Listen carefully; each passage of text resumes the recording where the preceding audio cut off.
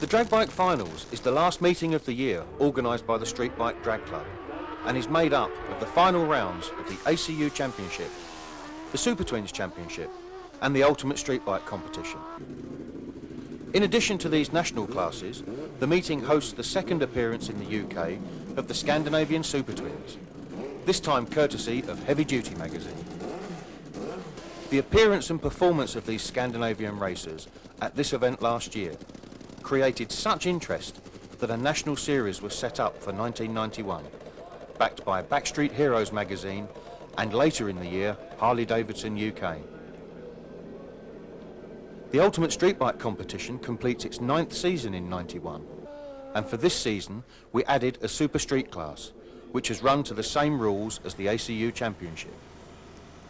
The competition continues to enjoy mass support and remains an excellent entry level to organised drag racing. Quite a few of the competitors, and there were over 250 of them in all, were running in more than one competition. And so, to ease the situation and create sensible turnaround times between runs, the ACU Super Street, Street 990 and Sportsman classes were run to a conclusion before lunch on the Sunday race day. The ACU Championship has 4 classes: Super Street, Competition, Pro Stock and Top Fuel. All classes had qualified on Saturday in readiness for racing on Sunday. And we pick up the action on Sunday morning.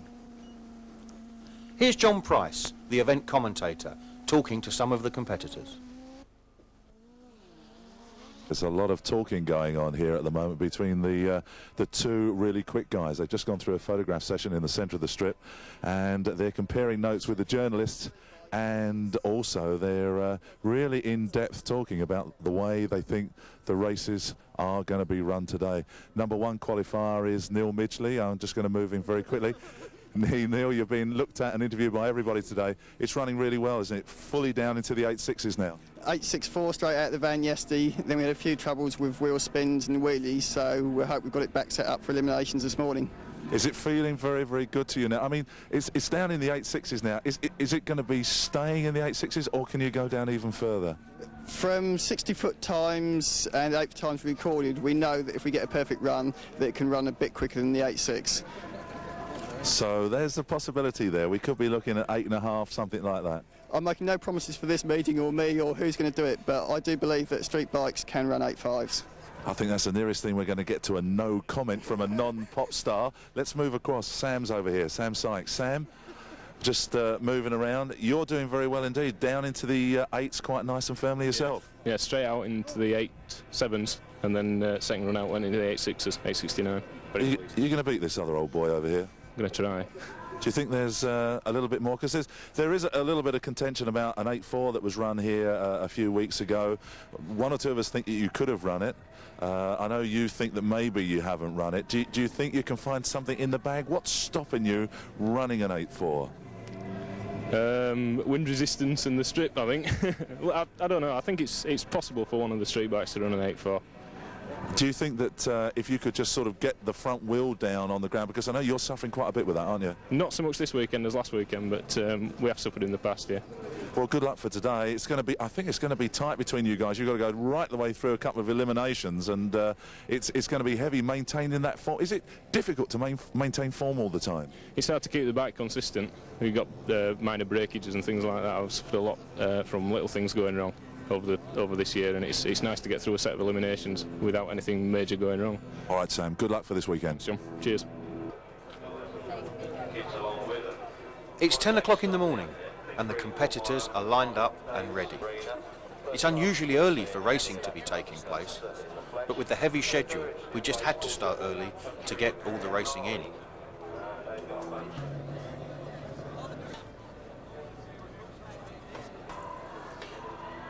It's obviously a little early for this chap too. I'd look through the other end if I were you. We start with the ACU Super Street class, and Neil Midgley has already won the championship by just qualifying at this event. It's a good job really, because here in the first round he comes up against reigning champion Ron Russell. And problems. And gearbox problems there for Neil, and he goes out in the first round. This is Bill Hunter. He's racing Jared Frost. Bill's found new reliability this season with an American gearbox and really has started to get things together. Meanwhile, Jared Frost rides through the wheelies but goes out in the first round to Bill.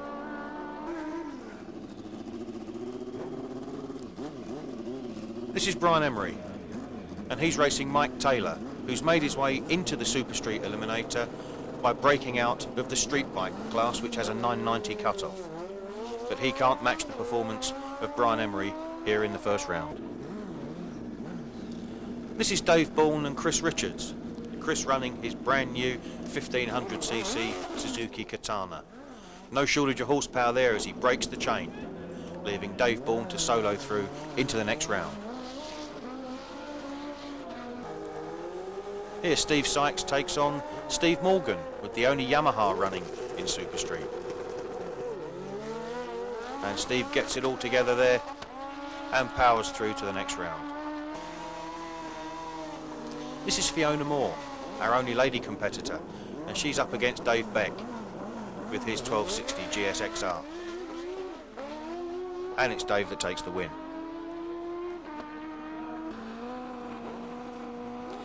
Here's an interesting race between good friends off the track, Dave Turner and John Bent. In fact, it's Dave Turner and his Laser Motorcycles company that look after the John Bent engine. But it's Dave Turner that takes the win. Now, Pete Jones and Ken Cooper, and the mighty 1500cc two-stage nitrous machine of Ken Cooper goes through into the next round. So, quarter-finals, and Bill Hunter races Ron Russell. Ron's had a fairly desperate year in 1991. And even at the finals here, struggled to qualify, getting just in at number 16. But he's come good in eliminations. And here, by virtue of an excellent start, he takes out Bill Hunter. Dave Bourne races Brian Emery. And a bit of a job on here because Brian is starting to really get things together, running mid 160 terminals and getting oh so close to the 8-second bracket. This is Dave Beck and Steve Sykes. Steve Sykes with that mid 8-second potential, and Dave Beck with consistent low nines, and it's consistency that wins through into the semi-finals. Now Ken Cooper and Dave Turner. Ken had problems early in the season with braking crankshafts, but he's really got his act together at the back end of the season.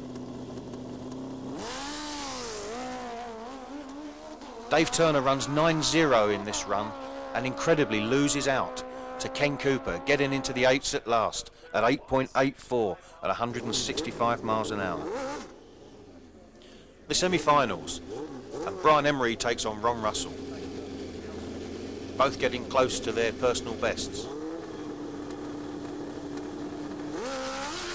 And while Ronnie gets the better start, the immense power of the 1425 Suzuki takes Brian through to the final. The second semi-final is Dave Beck and Ken Cooper. Ken having just run his first 8-second quarter. But it's the consistency of Dave Beck and another low 9-second run that gets him into the final. We talked to the finalists. You've made the finals. How does it feel? Well, quite good. The bike is going well. The track is good. And just hope we get a good start. And should see me through, but, you know, it's all... You're going to clip into the 8s? It depends. I changed the notice system before today, and not the type, but the way that went in, and I'm still setting it up. And every time I run it, it seems to be getting a bit better. So a good first 8, and I should run the second. So I had a lack of power on the second 8 on the last run. I run a good 8, and I should have really run about 8-8, but I just didn't have the power on the second half, so I put a bit more power on the second stage, and that should go now. Hopefully. Good luck. Thank you. The finals, Dave, how do you feel? Pretty confident, really. Yeah, pity the tracking a bit sticky, but yeah, it's all right. Sort out your problems you had last week? Yeah, I think so. I put a new clutch in it and just tuned the engine up. Yeah, it seems to be all right again now. The finals of the ACU Super Street class. Both bikes come round into the start area and get ready to run. Super Street bikes can use off-board starters, and they engage on the end of the crankshaft, because a normal starter just wouldn't turn over the motors with lots of compression ratio. Long smoky burnouts with their street tyres to get them hot and sticky, to get the best possible grip off the start line. So the turbocharged and nitrous injected bike of Brian Emery and the normally aspirated bike of Dave Beck, and it's Brian Emery that takes the win quite convincingly down into the 8-second bracket, and he's runner-up in the championship for the second year in succession. This is the sportsman class, and that runs with a 1090 cut-off, and Chris Hannum is racing Alan Kesterton.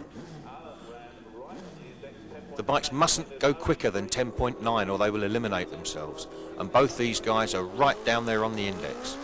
But it's the better start of Alan Kesterton that gives him the win. We had over 40 street bikes at the event, running on a 9.9 index, and so we ran 2 eliminations for them. This is the final of the second group, and Rich Milsom here takes the win from Kevin Harris, both riders Suzuki mounted. This is the final of the first bracket of street bikes, and Dave Friend with his Nitro Suzuki takes on Mark Davis with his GSXR Suzuki. Once again, the 990 index means that the riders mustn't go quicker than 990 or they will be eliminated. And the better start from Dave Friend sees him through to take the final. The Ultimate Street Bike competition caters for just about all configurations of motorcycle, with the main requirement and limiting factor to performance being the strict requirement for readily available street tyres. The class structure covers 2-stroke twins for single and twin cylinder engines, 2-stroke open for multi-cylindered engines, 4-stroke twins, once again including singles, nitrous oxide for normally aspirated engines with nitrous, the blown class for forced induction engines with or without nitrous, and the open class for bikes not fitting into any other category. We also have an open 750 class with the same rules as the open class, but with a 750cc limit. We do, however, allow manufacturers' maximum overbore. The Super Street class was introduced in 1991 alongside a 9.9 second cut-off for the rest of the competition. At the finals, the blown, nitrous and open classes qualify into 3 mixed 16 bike eliminators, sorted out purely by the quickest time. The remaining 4 classes run individual class eliminators. All Ultimate Street Bike classes have a 9.9 second cut-off, which means that any runs quicker than that in competition will result in